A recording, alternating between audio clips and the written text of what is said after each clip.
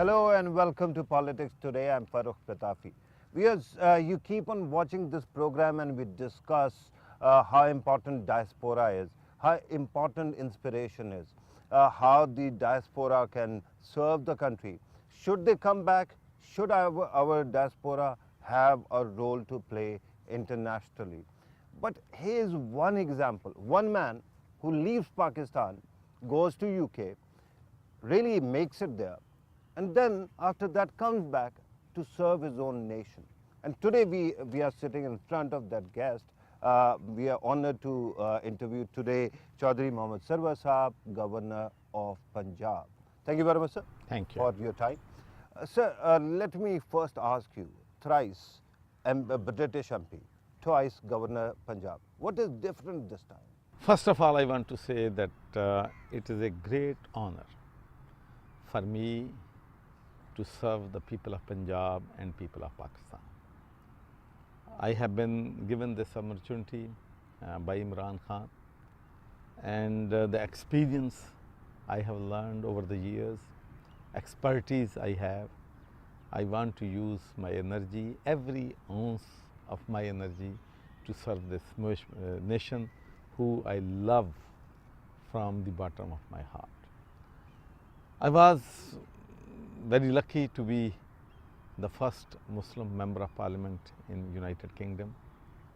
Many people think and many people believe that probably there will be large number of Pakistanis living in that constituency, or Asian or Muslims, and they voted for me and I became member of parliament. And when I tell people that 90% of my constituents were from the local community, were white Christians, and only 10% were from the minority community. So those people voted for me and gave me the honor to serve them in Glasgow. Britain is a democracy, centuries old democracy. They have tradition, they have culture, they have values, they have established over decades and over centuries. Pakistan is a new democracy. Out of these 70 years, I think we have democracy about 35 years, and 35 years were dictatorships. But I think we are making progress. Pakistan is making a progress.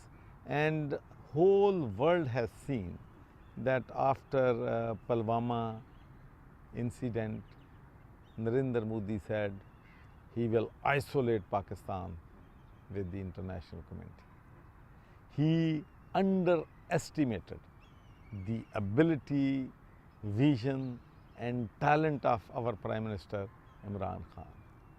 And one thing which makes me really happy, over the last week or 10 days, I have made at least 4 or 5 dozen telephone calls, talking to British members of parliament, talking to trade union representatives, talking to members of the European Parliament. And one thing really made me happy was everybody praised Imran Khan. Indeed. And his vision and his commitment for peace in the subcontinent. Because he gave the message of peace to the Indian nation, he gave the message of peace to the international community. Right. And when it came to a big decision, when Indian attacked Pakistan twice, and then one of their pilot was captured here. Yeah. And Imran Khan's decision to release him, I think it was a good decision, it was a humane decision, and which was loved and liked by the international community. I'm glad that you're talking about India-Pakistan relationship, because there is a big element. We fight mostly because of Kashmir.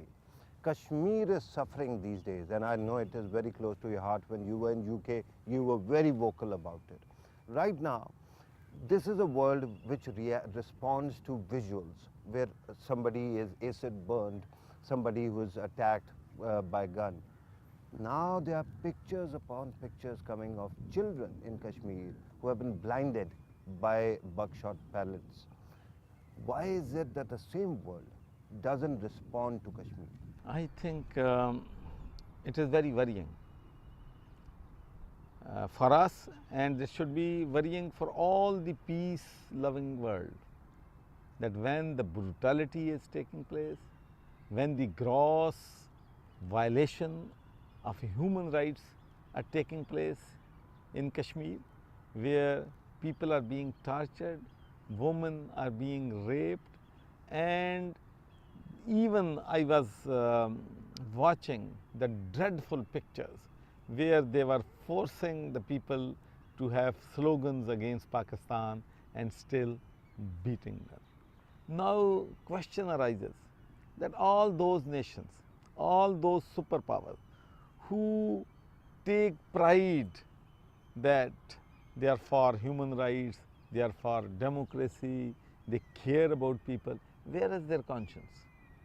This is the question we need to ask the international community, why they are turning blind eye and deaf ear to the plight of Kashmiri people. That's a very good point. This is very sad state of affair, that when we talk about human rights violence 200 years back, 300 years back, and we cannot imagine that in the 21st century same atrocities will be taking place. And what is your understanding? Why is it happening? Why are people not responding the way they respond to, say, Sudan, elsewhere, Malala, elsewhere, right? Not in Kashmir.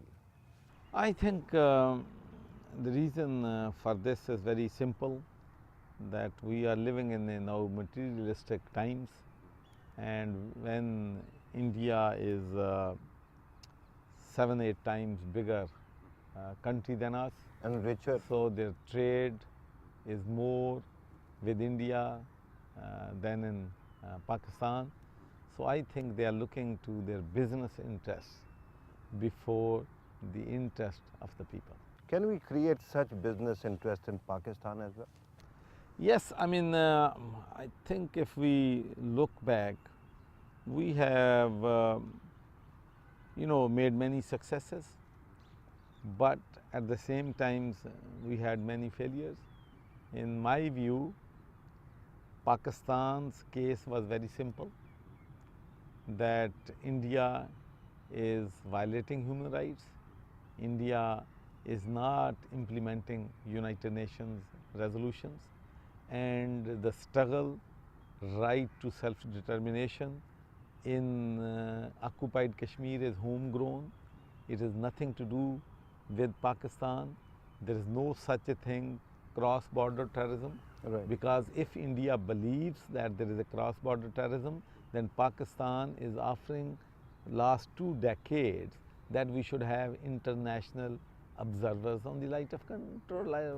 We have them on our side, we but have not on our their side. Yeah. So if they think that we are, encouraging cross-border terrorism, or we are involved in this, why they're not asking the international community to come to Kashmir and find out if there are any Pakistani people, involved in any kind of activities. They have something to hide, right? So that's why they're not allowing United Nations, a British Member of Parliament, a European Member of Parliament, international human rights organizations.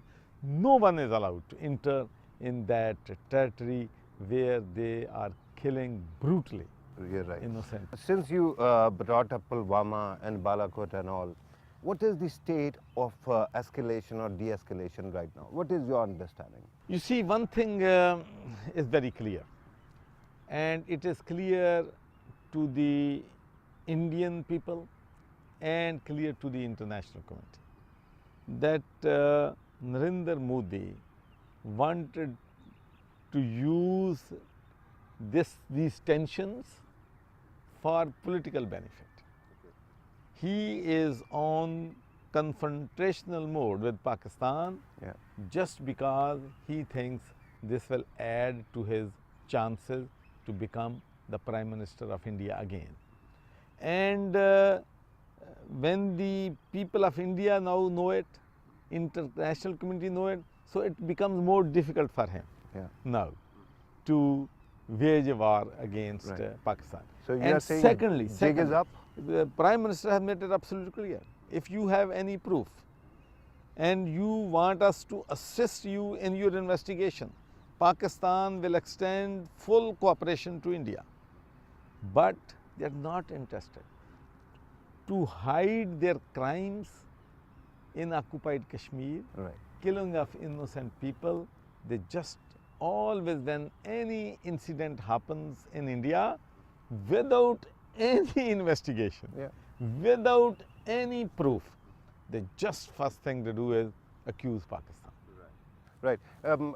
Now let us talk about peace as well. The Prime Minister of Pakistan, the government of Pakistan extended an olive branch in the shape of Kartarpur corridor. You have been tasked to oversee the project. What exactly is the timeline we are looking at? What is the scope of the entire thing? Very important question you have raised.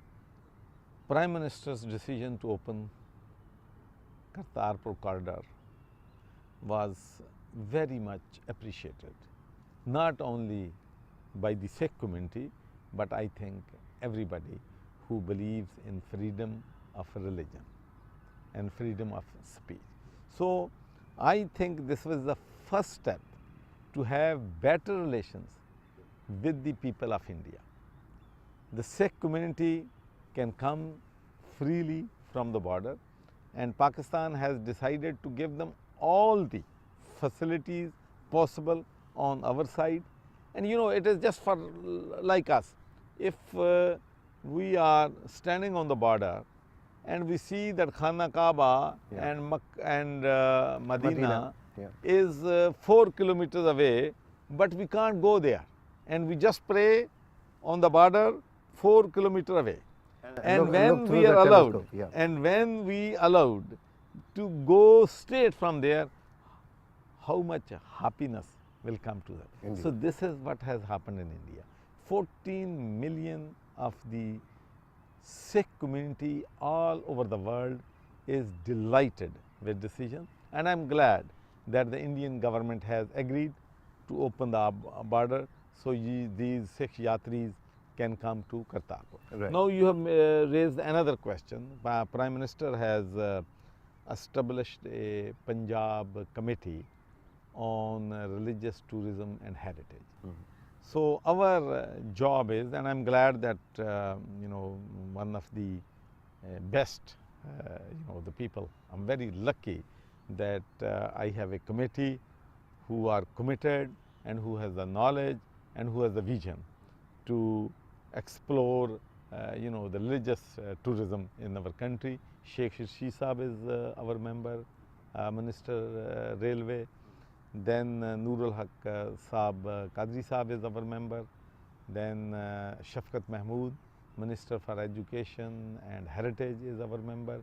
Our Finance Minister Hashim is our member. Right. Then our Education Minister and Tourist Minister in Punjab, Humayun Yasser, is our member. Saidul Hassan, our Aqwa Minister, is our member.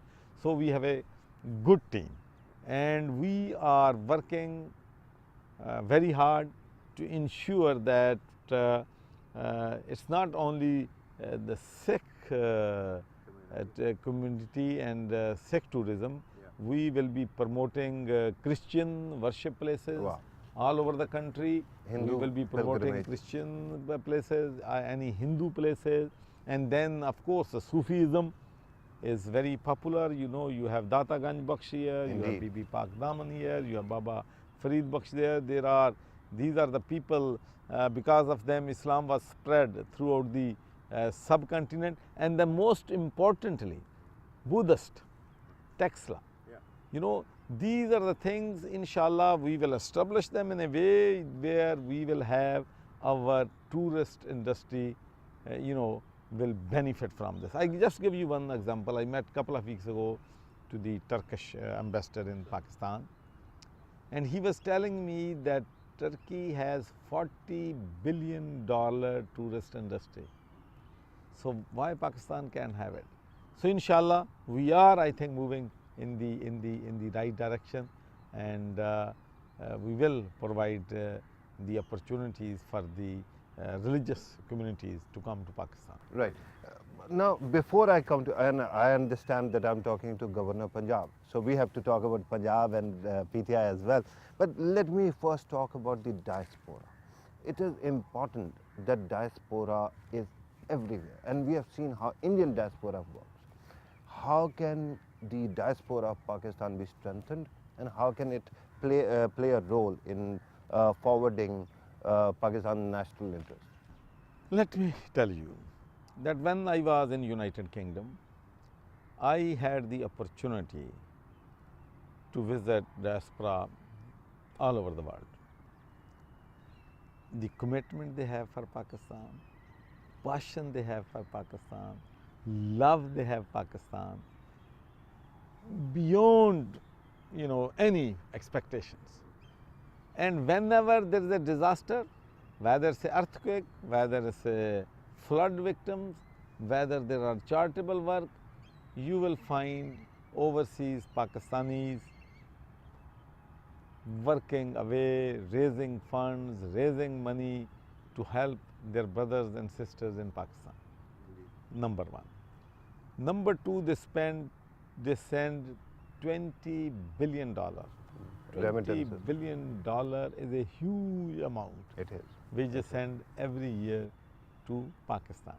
So they love Pakistan, and this is what I have said to the past governments, and this is what I say to my government, that if we can give them the right environment and we can protect them, we can protect their business, we can protect their property, then these people can change the fate of our country. We no need investment from anybody else. These Pakistanis, mashallah, all over the world, they are doing well in politics, in profession, in business, in all walks of life. Right. And if we use their experience, I know number of people in Europe and Great Britain who have expertise in local government, who have expertise in police, who have expertise in judiciary, who have expertise in business. And if we can use that expertise for our country, this country will make progress, this country will prosper. And one thing else I want to tell you, I know many Pakistanis who are in profession, and if they are taking 100,000 salaries in America or in Britain or in Elsewhere, Europe, yeah. they are happy to come here for $20,000, Wow. $30,000. They are willing to take a cut in their wage to serve their country. So I think we should encourage them. And they are our ambassadors. I can tell you something else. You know, when I became member of parliament in 1997, Right. total aid for Pakistan from DFID was 20 million pounds. And now Pakistan is the largest recipient Wow. of aid from United Kingdom. And 345 million pound per annum. And this is because of our diaspora. Because we have people, Pakistani origin, Who in fighting Pakistan's corridors, cause. in the corridors of power, Oh, awesome. where decisions are made. We have hundreds of our mayors, deputy mayors, councillors. London mayor is a Pakistani. We have member of parliament. We have members in the House of Lords. We have ministers. And this is, what makes a difference. Right. Before I go elsewhere, you spoke about diaspora and protecting their property. You kept on working against people who were encroaching upon the diaspora's properties here. Where are we at this moment regarding that? I wouldn't say that we have managed to resolve their problems in last 6 months, but overseas Pakistanis diaspora have high expectations in Imran Khan, because we did promise with them that you will be respected and your properties and your businesses will be protected in Pakistan. And I want to tell you that over the last 70 years, this is first time is happening that the government is taking the land from Ashrafia into their own hands. This is the first time is happening. Before this, if there is a forestry department land or any other land, the Shrafia and Kabza Mafia just captured it. But now it's reverse. We have released, I think, billions of dollars of property from this Kabza Encroachment Mafia. and all that, Encroachment yeah. and all that. So we are moving in the right direction, but it's going to take time. But we can assure overseas Pakistanis that we will do our best to protect them when they come to Pakistan. You And we said have, it will take time. and I How tell much you, time? I tell you something. Sir. You know, I'm very pleased to say that one, you know, this 1122, their training was done from Scotland. And now 1122 is one of the successful institution in Pakistan. You know, whenever there is a accident or somebody ill, 1122 is there. And their reach time is as good as in Europe, in fact better than Europe if I say, okay. And then Overseas Pakistani Commission. We are now in the process of reorganizing it, and that is the organization which will help overseas Pakistanis if they have a problem. Their offices are in Lahore, Sir. and we will encourage overseas Pakistanis to lodge a complaint. They can lodge the complaint on the online, they can write a letter, and we will act. Right. Now let us talk about Punjab government directly as well. You have seen previous governments. How do you rate the performance, your party's government's performance so far? You know, previous government was in power for 10 years. And I just want to give you one example, and then after that you can draw your own conclusion. Development budget for Punjab in the previous government was 630 billion rupees. Okay. But that was overcommitted budget. That was more than what we can afford. And Usually slashed into half. no country can afford such kind of luxury. So we have reduced the budget from 640 billion rupees to 238 billion rupees.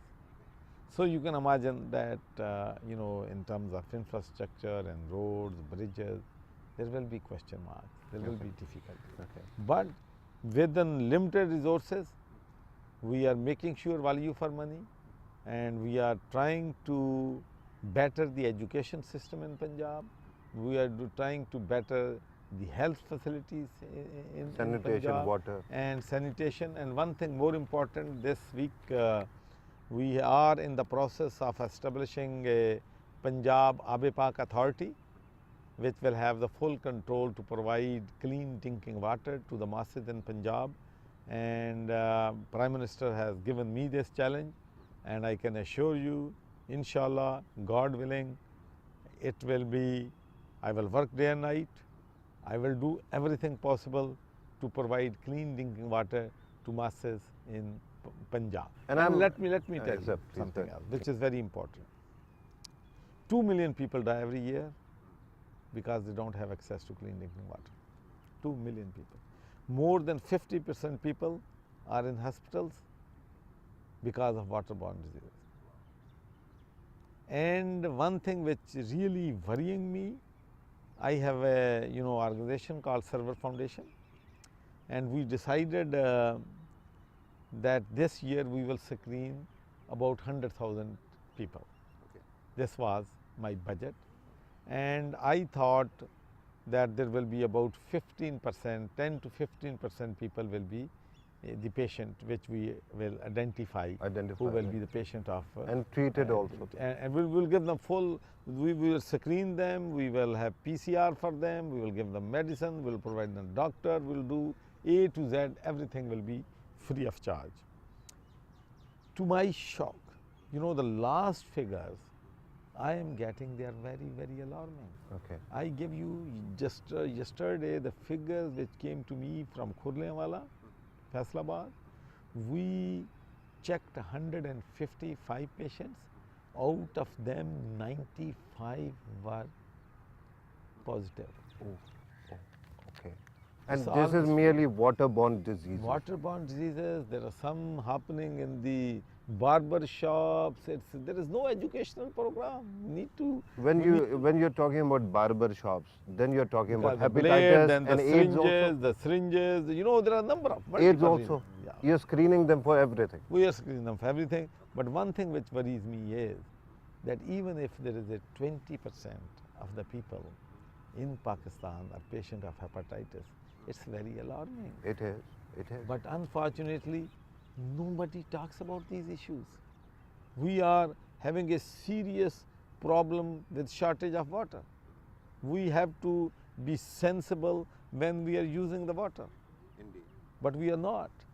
We are wasting water. But you're talking about water, and I'm glad that you're talking about water. But let me go back to something you said earlier.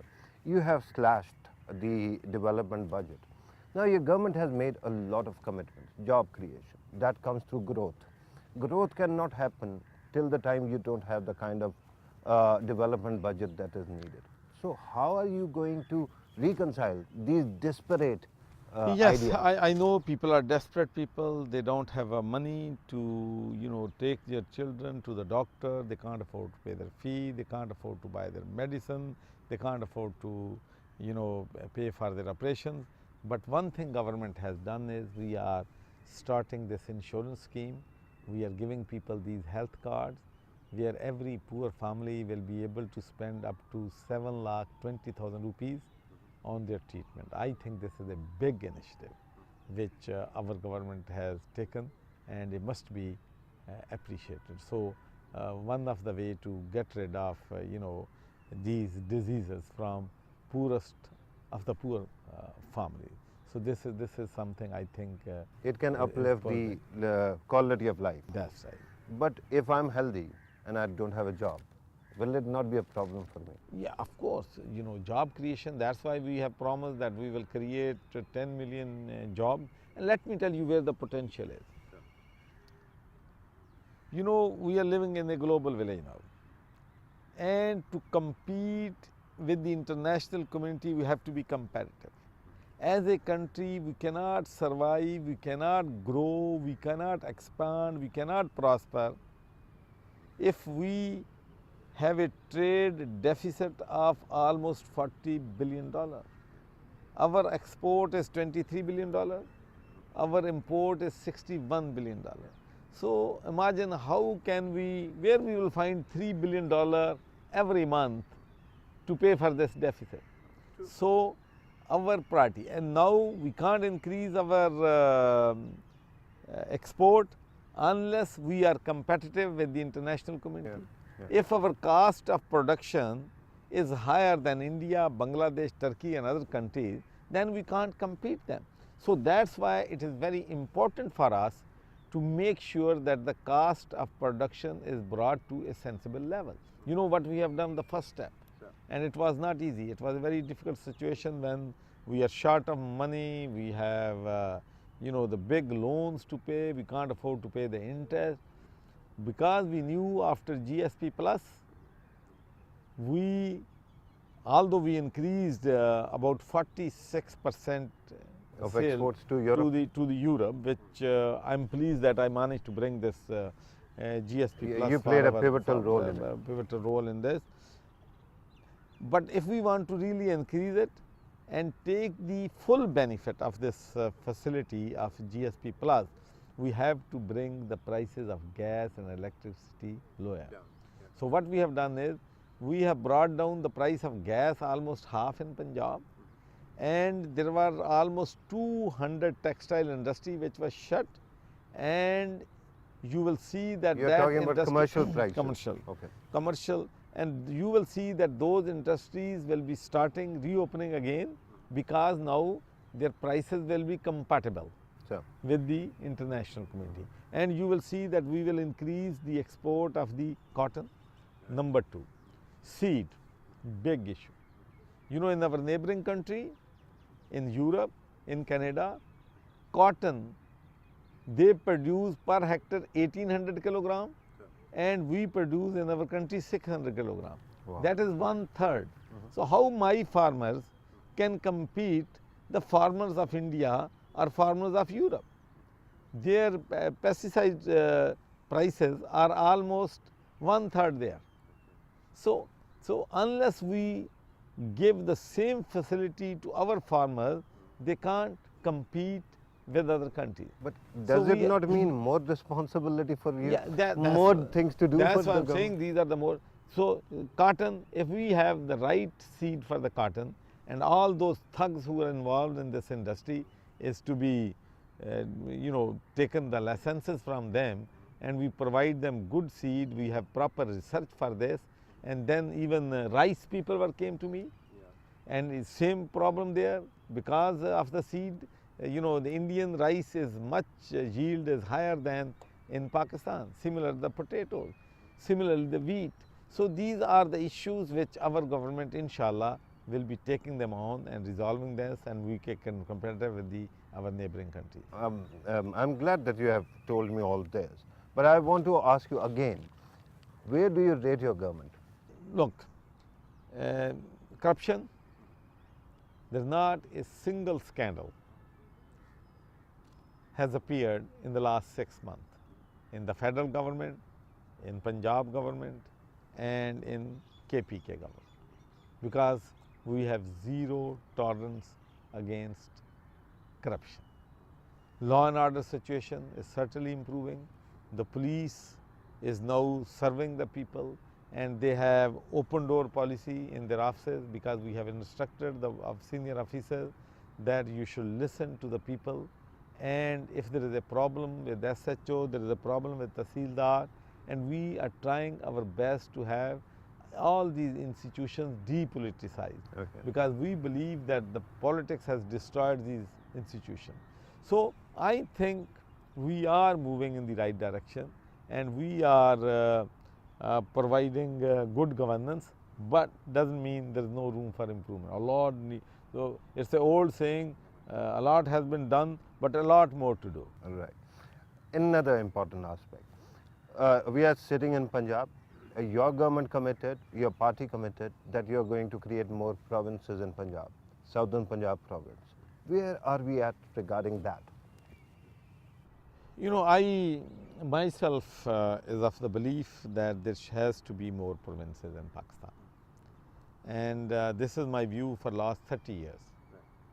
And I'm glad that my party agreed with this view, and we gave the manifesto commitment that if we came in power, if the people in Punjab and Pakistan brought us into government, we will have one province, South Punjab, in Punjab. And we have established a team which is working on this issue, and we are going to establish one window operation either in Bahawalpur or Multan, because this is a discussion between the people in South. We don't want to, we believe that all the decision has to be made by the people in South Punjab, that where they want these offices. But you will see that the decentralization of power will start very, very soon. Very soon. How soon can we expect that to happen? This time, it always I'm reluctant in any third world country to put a timeline, because it's easy to put the timeline, but then it becomes sometimes difficult, because there are many issues arise, and But you we can don't give a have the tentative we don't have the timeline. two-third or third majority in Punjab. We don't have the two-third majority in the federal government. So we have to be dependent on other political parties, and so it's. But other parties are saying they are going to support it. If they support us, then I think we can move forward on this. Another very important milestone, devolution of power. Since you talked about decentralization, when are you going to present, or when is the government going to present the new bill on devolution of power? Devolution of power. This party believes in devolution of power, and this is what we have done in Khyber Pakhtunkhwa. Khyber Pakhtunkhwa. You know won that twice. one third of our budget was given to the village councils in Khyber Pakhtunkhwa, and the same kind of system we want to bring in Punjab, where we want to give the power and resources to the local government. Now the situation is this, since you know, the timing of you know, the local government is still, I think, 2 years away. But in the meantime, our government is having discussions within the community, within the parliamentarians, within the PTA workers. We will have a discussion with the opposition parties as well, so we can bring a system with the agreement with other political parties. But one thing is absolutely crystal clear, that we will empower the local government, we will give resources to the local government, and they will make decisions at local levels. Right. We have seen devolution in the past as well. We have seen local governments. Many kept on saying that the mayor will not be elected directly, or financial empowerment will not be there. This time, what is going to be different? Number one, you know, if you look into the budget, last governments, all the powers were given to the MNA MPs, and all the budget was allocated in billions to the MNA MPs, and not even, you know, when there was election in Punjab, it was not PTI won the elections in local government, it was the Noon people won it. But they didn't empower them, and they didn't give them resources, because their focus was completely centralized and power in the hands of MNA MPs. We are thinking differently. Two things we will do. One, we will empower them.